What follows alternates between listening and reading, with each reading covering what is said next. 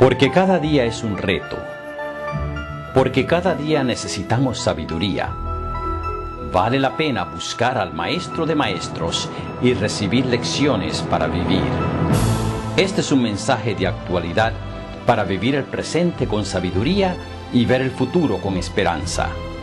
Este es su programa cristiano, Lecciones para Vivir.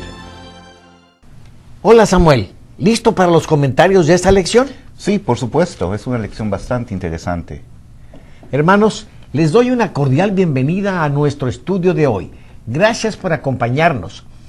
¿Cómo se llama la lección, Samuel, y cuál es su propósito? Bien, el título es Discipulad a los poderosos. Hermanos, me alegra que estén con nosotros para este estudio. La lección nos enseña que Jesús utilizó el mismo método para alcanzar a los poderosos de la tierra que Él usó para todos los demás. Se encontró y simpatizó con ellos, les ministró y ganó su confianza. Lo primero que debemos hacer es ganar la confianza de la gente y luego presentarle a Jesús. Oremos, hermanos, para pedir la dirección de Dios. Te agradecemos, oh Dios, por tus bendiciones e imploramos que estés con nosotros al estudiar esta lección. Te lo agradecemos todo en el nombre de nuestro Señor Jesús. Amén. En 1942, a los 23 años de edad, Desmond II fue reclutado por el ejército de los Estados Unidos. Sin embargo, por ser adventista del séptimo día, se negó a portar armas. Fue enlistado como objetor de conciencia y sirvió en el cuerpo médico de la División de Infantería número 77. Por guardar fielmente el sábado como día de reposo y cumplir los mandatos de Dios, fue objeto de burla de sus compañeros y de actos de disciplina de sus jefes. En mayo de 1945, un batallón de marinos fue enviado a combatir al enemigo sobre un acantilado o un barranco de 120 metros. Subieron por la pared y fueron recibidos por un intenso fuego enemigo. Dos vio cómo sus compañeros caían, pero en lugar de refugiarse, comenzó a llevar a los heridos, arrastrando o cargándolos hasta el borde del barranco, desde donde otros compañeros los bajaron con cuerdas hasta el campamento.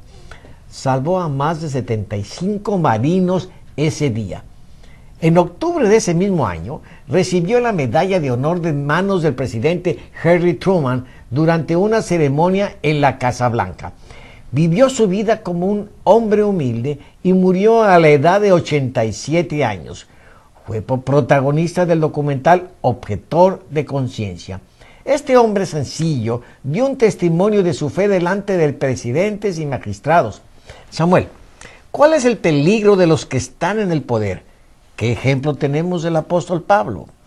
Antes de ver estas preguntas, fíjate que encontré esta estadística acerca del gobierno. El 60% de los americanos creen que el gobierno tiene demasiado poder y el 32% piensa que tienen suficiente poder. Solo el 7% piensa que tiene poco poder. Ahora sí, veamos algunos peligros para los que están en el poder. Primero, están demasiado ocupados y no tienen tiempo para pensar en Dios. No necesitan su ayuda, pues tienen todo lo necesario y tienen autoridad para dar órdenes y hacerse obedecer. Además, el poder es una distracción para no hacer lo justo. El control hace que la gente se sienta segura y hay peligro de que ejerciten el poder en perjuicio de otros. Y en lugar de ser una ayuda, se termina oprimiendo a los demás. Para que el poder no llegue a ser perjudicial, debemos hacer caso al consejo de Jesús que nos exhorta a vernos a nosotros mismos como siervos de los demás. Tenemos el ejemplo del apóstol Pablo, quien testificó delante de varios personajes poderosos. Delante del rey Agripa y su hermana Berenice, dijo en Hechos 26, 27 y 28, ¿crees, oh rey Agripa, a los profetas? Yo sé que crees. Entonces Agripa dijo a Pablo, por poco me persuades a ser cristiano. Es una lástima que el rey no aceptó la invitación del apóstol. Del gobernador Félix y su mujer Drusila, dice Hechos 24, versos 24 y 25. Viniendo Félix con Drusila su mujer, que era judía, llamó a Pablo y le oyó acerca de la fe en Jesucristo.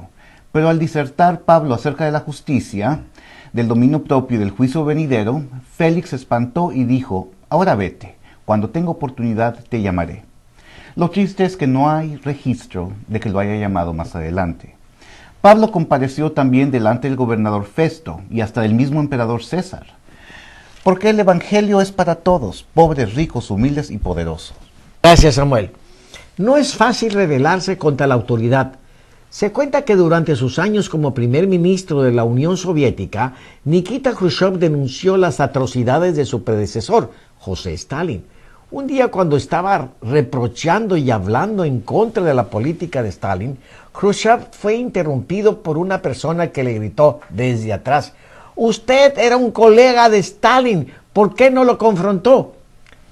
Inmediatamente Khrushchev vociferó: «¿Quién dijo eso?». Se hizo un silencio aterrador y todos quedaron inmóviles. Después de un momento, Khrushchev respondió con un tono tranquilo: «Ahora ya saben por qué. Y es que se necesita valor para hablar en contra de la autoridad, aunque lo que se está haciendo sea irresponsable». Esta primera sección se titula Respetar las autoridades. Samuel, ¿qué nos dice la Biblia acerca de respetar a las autoridades? ¿Cuán completamente debemos obedecer a los gobernantes y otras personas en autoridad? Bueno, leamos Romanos 13, versículos 1 y 2, que dice: «Sométase toda persona a las autoridades superiores, porque no hay autoridad sino de parte de Dios, y las que hay por Dios han sido establecidas. De modo que quien se opone a la autoridad, a lo establecido por Dios resiste, y los que resisten acarrean condenación para sí mismos». Sin autoridad reina el caos en cualquier segmento de la sociedad. Autoridad es el poder para resolver problemas, es el derecho de controlar, es una fuerza persuasiva. Obed, ¿cuándo se aprende a respetar a la autoridad? ¿En la cárcel? ¿En la escuela? ¿O en la iglesia? Yo pienso que se debe aprender en casa. Mira, lo que escribió el psicólogo William Damon en su libro El niño moral. El respeto del niño a la autoridad paterna coloca el fundamento de su participación civil en el orden social cuando comience a asumir los derechos y responsabilidades de la ciudadanía. Damon llama a este respeto el legado más importante que nace de la relación del niño con sus padres. Dios nos pide respetar las autoridades, aunque no estemos de acuerdo con todo lo que hacen. Tenemos que recordar que no todo lo que hacen los dirigentes mundanos es parte de su plan. Habrá ocasiones en que no podamos obedecer todo lo que se nos mande. Esto sucedió en el tiempo de los apóstoles. Dice Hechos 5, 28 y 29 que los del concilio y los ancianos de Israel recriminaban a los apóstoles. ¿No os mandamos estrictamente que no enseñéis en ese nombre? Y respondiendo Pedro y los apóstoles dijeron: es necesario obedecer a Dios antes que a los hombres. Se necesitaba valor para contestar así. Los apóstoles respetaban las autoridades, pero era más importante obedecer primero a Dios. Elena White escribió en Testimonios para la Iglesia, tomo 6, página 402, que debemos considerar a los gobernantes como confirmados divinamente, y que es un derecho sagrado obedecerlos. Sin embargo, dice, cuando sus edictos están en conflicto con los mandamientos de Dios, la palabra de Dios deberá permanecer por encima de toda ley humana. Obed, es importante tener esto muy en cuenta, porque sabemos que llegará el momento en que el Estado pedirá que adoremos en otro día que no sea sábado, y debemos tener muy clara la respuesta que debemos dar. Es cierto. Gracias, Samuel. Recuerdo cuando mi hijo era pequeño, cómo le gustaba el fútbol. Había un jugador en aquel tiempo llamado Enrique Borja, mundialmente famoso porque pertenecía a la selección mexicana, y mi hijo decía llamarse como él. Un día llevé a mi hijo de casi 3 años al campo donde practicaba la selección en la Ciudad de México y conoció a Enrique Borja. A mi hijo se le alcanzó la puntada de conseguir una hoja para que le escribiera un autógrafo que hasta la fecha tenemos. Un poco más tarde llegó la selección mexicana a jugar un partido en Los Ángeles y allí se encontraba mi esposa con Obed, mi hijo, visitando a sus papás. Fueron a buscar a Borja al hotel en el que se estaba hospedando la selección para que autografiara la fotografía que yo les había tomado a él y a mi hijo en México. Creo que a ti te tocó, Samuel, ir con ellos, ¿no te acuerdas? Sí, lo recuerdo. Yo tenía, 7 años. Nos llevó mi hermano Raúl. Me acuerdo que mi hermana había comprado un trenecito para el hijito de Borja y Obetito, así le digo yo, estaba muy entusiasmado enseñándole cómo funcionaba. Bueno, lo importante de esto era cómo testificar a una persona tan importante, lo importante que era conocida mundialmente. Mi esposa le regaló el libro Creación o Evolución, escrito por su papá, el pastor Raúl M. Sánchez. Ahí venía el mensaje bíblico. No sé si lo leyó o no, pero nuestra responsabilidad es hacer lo que podemos para alcanzar a otros. Esta sección se titula ¿No habéis leído? Samuel, ¿cómo trató Jesús de alcanzar a los poderosos e influyentes de su tiempo? Algunas de las personas más poderosas e influyentes con las que Jesús trató fueron los líderes religiosos de su tiempo. Realmente tenían mucho poder y autoridad. Aunque gobernaban los romanos, ellos permitían la función del Sanedrín, que era un cuerpo judicial cuya jurisdicción no se limitaba solamente a asuntos religiosos, sino que también actuaba en el ámbito civil. El Sanedrín constaba de la aristocracia sacerdotal, la aristocracia laica y de los instruidos escribas del grupo de los fariseos. El Sanedrín constaba de 71 personas, el sumo sacerdote y los 70 hombres prominentes de la nación. Jesús trató de razonar con ellos de distintas maneras en distintas ocasiones, pero estaban muy prejuiciados en su contra y no lo escuchaban. Dice en Mateo 12, versículos 1 y 2, que un sábado caminaban Jesús y sus discípulos por los sembrados. Sus discípulos tuvieron hambre y comenzaron a arrancar espigas y a comer. Viéndolo, los fariseos le dijeron: «He aquí, tus discípulos hacen lo que no es lícito hacer en el día de reposo». Jesús con respeto trató de razonar con ellos. Les dijo que si los sacerdotes trabajaban los sábados en el templo y si David había podido comer de los panes del templo, que solo los comía el sacerdote cuando tuvo hambre, entonces él y sus discípulos no tenían por qué pasar hambre teniendo las espigas a la mano. Les dijo que él era mayor que el templo y por supuesto eso los molestó mucho. Muchísimo. Ese mismo sábado entró al templo y había ahí un hombre con una mano seca. Dice Mateo 12:10, y preguntaron a Jesús para poder acusarle: ¿es lícito sanar en el día de reposo? Él les contestó con una pregunta. Dice el versículo 11, él les dijo: ¿qué hombre habrá de vosotros que tenga una oveja, y si ésta cayere en un hoyo en el día de reposo, no le eche mano y la levante? ¿Cuánto más valía una persona que una oveja? Para los sacerdotes yo creo que valía más una vaca o un cordero que la gente. Dice Marcos 3:5 del mismo incidente: entonces mirándolos alrededor con enojo, entristecido por la dureza de sus corazones, dijo al hombre: extiende tu mano. Y él extendió y la mano le fue restaurada sana. Samuel, la restauración de la mano de este hombre debió haber dado mucho gozo a los sacerdotes que se supone se interesaban en el pueblo. Además, ¿cómo es posible que no creyeran que Jesús era enviado de Dios al ver este milagro? Un médico no podía hacer este tipo de curaciones. Realmente es increíble que fueran tan reacios. Sí, y Jesús deseaba salvar a los poderosos e influyentes del pueblo judío, tanto como a cualquier otra persona, pero no se dejaban. Él sabía que solo por su medio podía encontrar la gente salvación, y le daba tristeza que lo rechazaran vez tras vez. Por eso dijo en Mateo 23:37, Jerusalén, Jerusalén, que matas a los profetas y apedreas a los que te son enviados. ¿Cuántas veces quise juntar a tus hijos como la gallina junta sus polluelos debajo de las alas y no quisiste? Los centuriones romanos eran oficiales no comisionados que mandaban grupos de batalla llamados centurias. Cada centuria estaba compuesta por lo menos de 100 soldados. A veces los centuriones con su grupo dirigían la fuerza de la policía local en territorios ocupados. Ellos eran los responsables de mantener en jaque a individuos que pudieran representar una amenaza a la seguridad de Roma. Por causa de que Jesús lo seguían miles de personas, posiblemente lo tenían bajo vigilancia. Dice Lucas 7:1 al 3. Después que hubo terminado todas sus palabras al pueblo que le oía, entró en Capernaum. Y el siervo de un centurión, a quien éste quería mucho, estaba enfermo y a punto de morir. Cuando el centurión oyó hablar de Jesús, le envió unos ancianos de los judíos, rogándole que viniese y sanase a su siervo. Esta sección se titula El centurión. Samuel, ¿cómo quisieron los judíos influenciar a Jesús para que hiciera caso del centurión?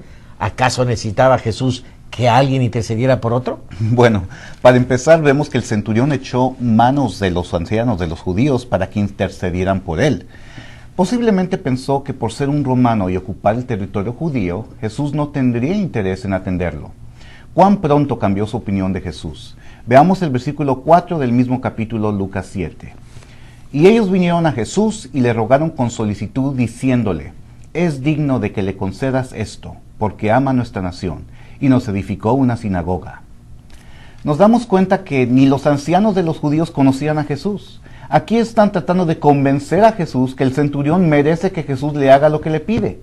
Jesús no hacía las cosas porque alguien fuera digno o lo mereciera. Si así fuera, no habría muerto por ninguno, pues nadie de nosotros merecemos el favor de Jesús. Jesús había venido para sanar, predicar y enseñar. Dice en el versículo 6 y 8: y Jesús fue con ellos, pero cuando ya no estaban lejos de la casa, el centurión envió a él unos amigos diciéndole: Señor, no te molestes, pues no soy digno de que entres bajo mi techo, por lo que ni aún me tuve por digno de venir a ti.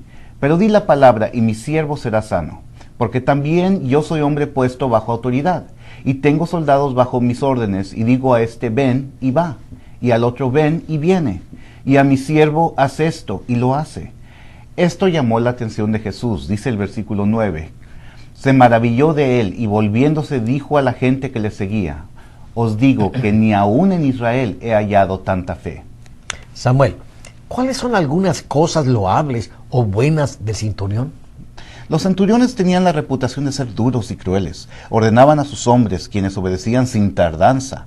Pero este centurión dejó su orgullo a un lado para acercarse a Jesús, aún a riesgo de que Jesús lo rechazara. El centurión era bondadoso, pidió ayuda para su esclavo. La ley romana definía a un esclavo como una herramienta de trabajo. No tenía derechos, su amo podía tratarlo como quisiera, inclusive podía matarlo. Alguien escribió: a los agricultores se les recomienda que cada año examinen sus herramientas y tiren las que estén viejas y las que se hayan quebrado, y que hagan lo mismo con sus esclavos. Pero este centurión quería mucho a su esclavo. Además, el centurión era sencillo. Le dijo a Jesús en Mateo 8:8: no soy digno de que entres bajo mi techo, solo di la palabra y mi siervo sanará. El centurión sabía que la ley prohibía a los judíos entrar en casa de un gentil y quiso evitar avergonzar a Jesús. Era un hombre de fe, creía que Jesús podía sanar a su siervo. Así como sus mandatos eran obedecidos, él sabía que los de Jesús también se obedecían. Si su autoridad le traía buenos resultados, cuánto más la autoridad de Jesús tendría mejores resultados. Y Jesús premió su fe. En Mateo 8:13 dice: entonces Jesús dijo al centurión: ve, y como creíste, te sea hecho. Y su criado fue sanado en aquella misma hora. Gracias, Samuel. Para no perder su cargo, Pilato estuvo dispuesto a entregar a Jesús a la muerte. Pero de nada le sirvió. Solo unos pocos años más tarde, en el año 36 después de Cristo, Pilato fue llamado a Roma para responder a unas quejas que se habían levantado en contra suya y terminó su gobernatura. ¿Cuánto compró Pilato con su compromiso? Unos cuantos años de lujo que al final perdió de todos modos. ¿Cuál fue el error de Pilato? Primero, valoró lo equivocado. Valoró el poder temporal más que el cielo y la eternidad. Además, temió más al hombre que a Dios. Tuvo temor de lo equivocado. Temió a los líderes judíos que le dijeron: si sueltas a Jesús, no eres amigo del César. Pero la Biblia dice que el temor de Jehová es el principio de la sabiduría. No quiso escuchar la amonestación de Dios. En su misericordia, Dios envió un sueño a la esposa de Pilato, pero él no la quiso escuchar. Además, Pilato era de dos caras. Quería hacer lo correcto, pero no quería renunciar a los deseos personales. Esta sección se titula El día del juicio. Samuel, ¿cuál fue el testimonio de Jesús durante su juicio a los líderes que lo juzgaron? ¿Qué nos dice Pedro en cuanto a nuestro testimonio? En Mateo 26:64, cuando el sumo sacerdote Caifás le dijo: te conjuro por el Dios viviente que nos digas si eres tú el Cristo, el Hijo de Dios. Jesús le dijo: tú lo has dicho. Y además os digo que desde ahora veréis al Hijo del Hombre sentado a la diestra del poder de Dios y viniendo en las nubes del cielo. Ante el sacerdote Anás, en Juan 18:21, cuando Anás le preguntó por su doctrina, Jesús le contestó que él todo lo decía en público y agregó: ¿por qué me preguntas a mí? Pregunta a los que han oído. que les haya yo hablado. He aquí, ellos saben lo que yo he dicho. Esta fue una tremenda oportunidad que tuvo Caifás de reconocer a Jesús como Hijo de Dios, pero rechazó su oportunidad. Y en este momento se llevaba el juicio de Jesús, pero al mismo tiempo el sacerdote se enjuició a sí mismo y perdió para siempre su oportunidad de salvación. En su juicio frente a Pilato, Jesús tuvo una conversación bastante larga con él. En Juan 18, 33 y 34, Pilato le preguntó, ¿eres tú el rey de los judíos? Jesús le respondió, ¿dices tú esto por ti mismo o te lo han dicho otros de mí? Más adelante, en el verso 36, Jesús le dijo, mi reino no es de este mundo. Si mi reino fuera de este mundo, mis servidores pelearían para que yo no fuera entregado a los judíos, pero mi reino no es de aquí. El verso 37 dice, yo para esto he nacido y para esto he venido al mundo, para dar testimonio a la verdad. Todo aquel que es de la verdad oye mi voz. Pilato después hizo otra pregunta en el verso 38. ¿Qué es la verdad? Y se alejó sin esperar la respuesta. En Juan 19, 9 al 11 dice, y entró otra vez en el pretorio y dijo a Jesús, ¿de dónde eres tú? Mas Jesús no le dio respuesta. Entonces le dijo Pilato, ¿a mí no me hablas? ¿No sabes que tengo la autoridad para crucificarte y que tengo la autoridad para soltarte? Respondió Jesús, ninguna autoridad tendrás contra mí si no te fuese dada de arriba. Por tanto, el que a ti me ha entregado, mayor pecado tiene. El testimonio fue amplio delante de Pilato, y Pilato procuraba soltarlo, como tú dijiste. Hasta su esposa recibió un sueño de amonestación, pero les tuvo miedo a los judíos, y Pilato no hizo caso a su conciencia. Muy cierto. Jack era el presidente de su corporación, pero cuando le dio cáncer, se quedó sin trabajo. Se acabó su seguro de salud y todos sus ahorros. Un día lo visitó el pastor Neighbor y un diácono. El pastor le dijo, Jack, tú has hablado de lo poco que te queda de vida y me pregunto si te has preparado para morir. ¿Quisieras entregarte a Jesús?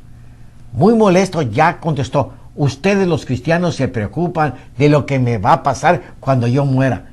Si su Dios es tan grande, ¿por qué no resuelve los problemas reales de la vida? Les contó que estaba dejando a su esposa sin un centavo y su hija no tendría dinero para asistir al colegio, y luego les corrió. Por insistencia del diácono, volvieron unas semanas más tarde. Jack, yo sé que te ofendí y humildemente te pido perdón, dijo el diácono, pero quiero que sepas que he estado trabajando desde entonces. El corredor de bienes y raíces de la iglesia venderá tu casa y le dará su comisión a tu esposa. Si nos permites, algunos miembros de la iglesia haremos los pagos de la casa hasta que se venda. He contactado al dueño de unos apartamentos y él le ofreció a tu esposa un apartamento con todos los servicios pagados y un salario de $850 al mes por recoger las rentas y supervisar las reparaciones de plomería y electricidad. La venta de tu casa debe pagar todo el colegio de tu hija. Quiero que sepas que tu familia estará bien cuidada. Jack lloró como un niño. Al poco tiempo murió. Nunca aceptó a Jesús, pero experimentó el amor de Dios aunque lo rechazaba. Su esposa respondió al Evangelio y se entregó a Jesús. Esta es la última parte y se titula La explosión primitiva. Samuel, ¿a qué se refiere esta sección? ¿Cuál es nuestra labor en el discipulado? Los primeros discípulos de Cristo difundieron el Evangelio por todo el mundo civilizado. Lo hacían con alegría y entusiasmo. Para ellos era un gozo predicar a Jesús y sufrir por él. Muchos aceptaban el Evangelio. Dice Hechos 2, 40 y 41. Y con otras muchas palabras testificaba y les exhortaba diciendo, sed salvos de esta perversa generación. Así que los que recibieron su palabra fueron bautizados, y se añadieron aquel día como 3,000 personas. En Hechos 2:47 dice, y el Señor añadía cada día a la iglesia los que habían de ser salvos. En Hechos 16:5, así que las iglesias eran confirmadas en la fe y aumentaban en número cada día. Romanos 1:8 nos dice, primeramente doy gracias a mi Dios mediante Jesucristo con respecto a todos vosotros, de quien vuestra fe se divulga por todo el mundo. Dice el autor de la lección, Dan Solís, Aunque uno tiene la idea de que muchas personas se convirtieron en forma instantánea, esto no es lo que sucedió. Estos resultados fueron el producto de circunstancias anteriores. La siembra precede a la siega. Cuando Cristo conquistó la muerte, miles de personas indecisas entraron al reino. Conocían el Evangelio, solo les faltaba aceptar a Jesús como su Salvador personal. Esta explosión primitiva tuvo lugar porque los discípulos respondieron a la orden de Jesús de ir por todo el mundo y predicar el Evangelio. Lo mismo sucedería en nuestro tiempo si llevásemos el Evangelio a otros con el mismo entusiasmo. ¿Cuál es nuestra labor en el discipulado? Nuestra tarea es la misma que la de los primeros discípulos, llevar el Evangelio a todo el mundo. Dios se encargará de la cosecha. Nosotros hemos de sembrar en todos lados. Dice el Ministerio de Curación, página 164. Esas personas, hablando de los ricos poderosos, son muchas veces las de más difícil acceso. Por ellas deben hacerse esfuerzos personales quienes no se desanimen ni fracasen. Hay personas particularmente idóneas para trabajar entre las clases altas. Hermano, si tú tienes amistades en el poder y en puestos de autoridad, comparte con ellas el Evangelio. A ellos también les es necesario conocer a Jesús. Ahora sí, Samuel, ¿quieres hacer el resumen, por favor? Con mucho gusto. Tengo 5 puntos de resumen para esta lección. Primero, debemos ser buenos ciudadanos y respetar las autoridades, pero cuando hay conflicto entre lo que Dios manda y lo que piden las autoridades, es menester obedecer a Dios antes que a los hombres. Segundo, la restauración de la mano seca del hombre debió haber dado mucho gozo a los sacerdotes que se supone que se interesaban en el pueblo, pero aparentemente preferían sacar del hoyo a una oveja que se hubiera caído en sábado que sanar a un ser humano. Tercero, el centurión romano no era duro como se suponía que eran los soldados romanos. Él amaba a su esclavo y Jesús premió su bondad, sanando a su siervo. 4. Los sacerdotes trataron de convencer a Jesús que el centurión merecía que Jesús le hiciera lo que pedía. Pero Jesús no hacía las cosas porque alguien fuera digno o lo mereciera. Si así fuera, no habría muerto por ninguno. Jesús lo hizo todo por amor. Y por último, 5. Nuestra tarea es la misma que la de los primeros discípulos. Sembrar el Evangelio en todo el mundo. Dios se encargará de la cosecha. Gracias por estar con nosotros. Los esperamos en la siguiente lección. Gracias y Dios los bendiga. Lecciones para vivir. Yo he venido para que tengan vida y para que la tengan en abundancia. Descubra cómo recibir este don en Lecciones para Vivir.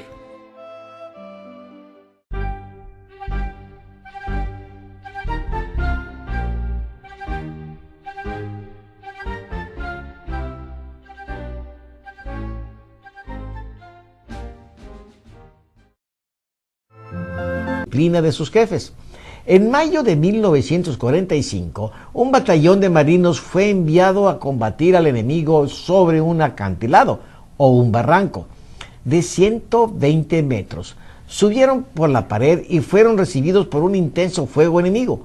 Dos vio cómo sus compañeros caían, pero en lugar de refugiarse, comenzó a llevar a los heridos, arrastrando o cargándolos hasta el borde del barranco, desde donde otros compañeros los bajaron con cuerdas hasta el campamento.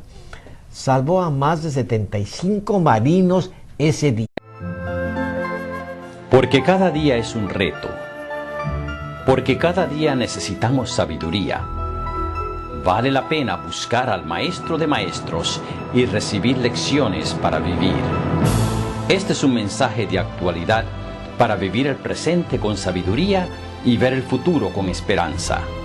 Este es su programa cristiano, Lecciones para Vivir. Hola Samuel, ¿listo para los comentarios de esta lección? Sí, por supuesto, es una lección bastante interesante. Hermanos, les doy una cordial bienvenida a nuestro estudio, que estés con nosotros al estudiar esta lección. Te lo agradecemos todo en el nombre de nuestro Señor Jesús. Amén. En 1942, a los 23 años de edad, Desmond II fue reclutado por el ejército de los Estados Unidos. Sin embargo, por ser adventista del séptimo día, se negó a portar armas.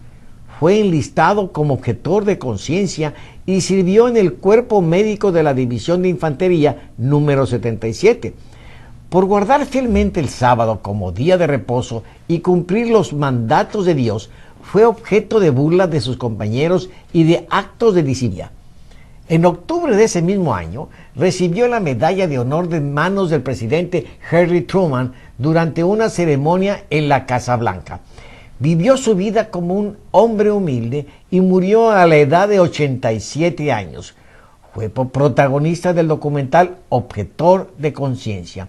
Este hombre sencillo dio un testimonio de su fe delante de presidentes y magistrados. Samuel, ¿cuál es el peligro de los que están en el poder? ¿Qué ejemplo tenemos del apóstol Pablo? Antes de ver estas preguntas, fíjate que encontré Hoy, gracias por acompañarnos. ¿Cómo se llama la lección, Samuel, y cuál es su propósito? Bien, el título es Discipular a los poderosos. Hermanos, me alegra que estén con nosotros para este estudio. La lección nos enseña que Jesús utilizó el mismo método para alcanzar a los poderosos de la tierra que Él usó para todos los demás. Se encontró y simpatizó con ellos, les ministró y ganó su confianza. Lo primero que debemos hacer es ganar la confianza de la gente y luego presentarle a Jesús. Oremos, hermanos, para pedir la dirección de Dios. Te agradecemos, oh Dios, por tus bendiciones. Imploramos